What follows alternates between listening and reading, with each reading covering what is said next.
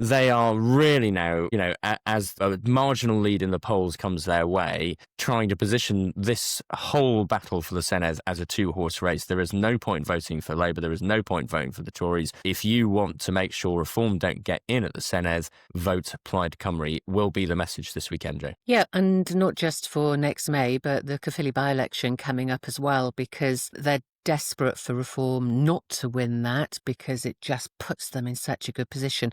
And listen, this conference this weekend is a big deal for them, probably the biggest and busiest conference they've ever had. You've got, organisations clamouring to get in and exhibit and be there to talk to candidates. Very, very different, polar opposite to the Conservative conference that we've just been talking about.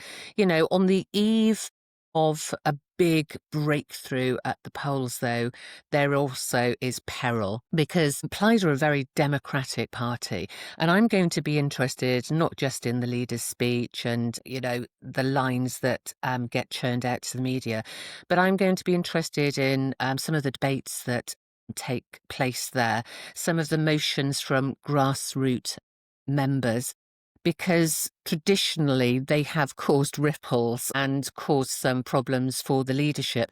Now, whether everyone's going to be on best behaviour, because there is just so much at stake.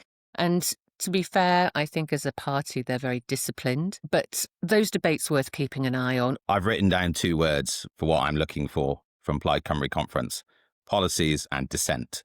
I think that's exactly the same. I think, so Grasshopper at last Plaid Cymru Conference, we hosted a fringe event where we talked about how less represented groups can be supported to get elected. And that was quite a good discussion. It was a wholesome discussion.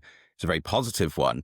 But even at that fringe event, we found that there were members wanting to disagree with party policy on various things, and discussing incumbency rights and various other things. And it didn't take long for that to turn into a discussion from some sections within the membership about what they didn't like about Plaid and how they would change it. I think you're exactly right. What the actual policies that are put forward, the motions that are put forward on the floor of their conference, but not just the motions, but ultimately what is said in the discussion around those is going to be very telling.